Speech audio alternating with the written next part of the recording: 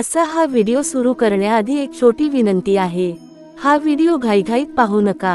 हा व्हिडिओ ऐकण्यासाठी नाही, अनुभवण्यासाठी आहे।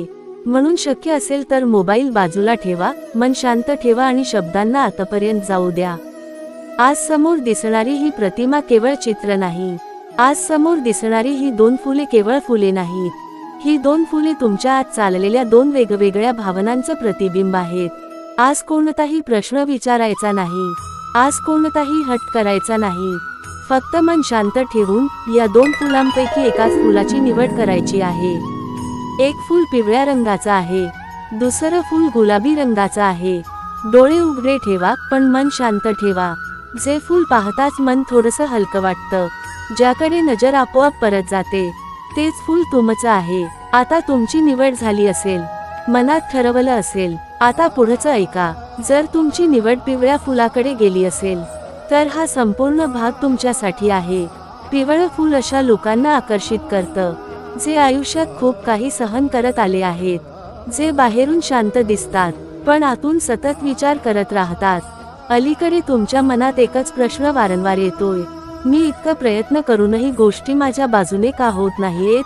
मी चुकीचा मार्ग निवडलाय का? की वेळच माझी नाही? पिवळं फूल सांगतं, तुम्ही चुकीच्या मार्गावर नाही, फक्त योग्य वेळेआधी चालत आहात। काही लोक आयुष्यात उशिरा पोहोचतात, पण जेव्हा पोहोचतात तेव्हा स्थिर होतात। तुमच्यासोबत सध्या जे होतंय ते अपयश नाही, ते मानसिक परीक्षा आहे। लोक तुमच्याकडून अपेक्षा ठेवतात, पण तुमची थकवा कुणाला दिसत नाही। तुम्ही अनेक वेळा स्वतःला समजावलं आहे, थोडं अजून सहन कर, सगळं ठीक होईल। आणि हो, सगळं ठीक होणार आहे, पण त्याआधी एक गोष्ट करायला हवी। पिवळं फूल सांगतं, स्वतःवर शंका घेणं थांबवा।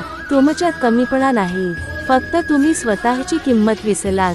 तुम्ही ज्याच्यासाठी थांबलात, ज्या गोष्टीसाठी संयम ठेवलात, त्याचं फळ मिळायला उशीर होतोय, पण ते फळ टिकणार आहे।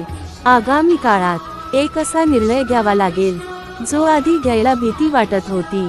तो निर्णय घेतल्यावर तुमचं आयुष्य दोन भागात विभागलं जाईल, आधीचं आणि नंतरचं। आणि नंतरचं आयुष्य जास्त शांत असेल। आता थोडा श्वास घ्या, आता दुसऱ्या फुलाकडे वळूया। जर तुमची निवड गुलाबी फुलाकडे गेली असेल, तर हा संदेश लक्ष देऊन ऐका। गुलाबी फूल अशा लोकांना आकर्षित करतं, जे मनाने खूप स्वच्छ असतात, पण त्यामुळेच जास्त दुखावले जातात। तुमचं मन खूप खोल विचार करतं, तुम्ही प्रत्येक गोष्ट मनाशी लावून घेता। लोक सहज बोलून जातात, पण तुमच्यासाठी ते शब्द अनेक दिवस राहतात। गुलाबी फूल सांगतं, तुमची अडचण नशीब नाही, तुमची अडचण म्हणजे तुम्ही स्वतःपेक्षा इतरांना जास्त महत्त्व देता। तुम्ही अनेक वेळा स्वतःला थांबवलं आहे, फक्त कुणाला वाईट वाटू नये म्हणून, पण त्यात तुमचंच मन तुटलं। आता वेळ आली आहे स्वतःकडे लक्ष द्यायची। गुलाबी फूल सांगतं, जे नातं तुम्हाला सतत गोंधळात टाकतं, ते नातं तुमच्यासाठी नाही। जे काम करताना तुम्ही स्वतःला हरवता, ते काम पुन्हा विचारात घ्या। तुमच्या मनात सध्या एक इच्छा आहे, जी तुम्ही कुणाला सांगत नाही।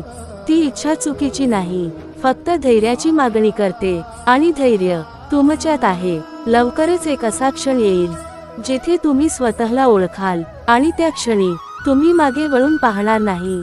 आता एक महत्त्वाची गोष्ट, तुम्ही पिवळं फूल निवडलं असो किंवा गुलाबी फूल, एक गोष्ट दोघांसाठी समान आहे। तुम्ही या व्हिडिओपर्यंत आलात कारण तुमचं मन उत्तर शोधत आहे, आणि जे मन प्रामाणिक असतं त्याला योग्य दिशा नक्की मिळते। हा व्हिडिओ इथेच संपत नाही, हा व्हिडिओ तुमच्या आत सुरू होतो। आता शेवटची छोटी विनंती, जर पिवळ्या फुलाचा संदेश तुमच्या मनाला लागला असेल, तर कॉमेंटमध्ये फक्त पिवळं फूल असं लिहा।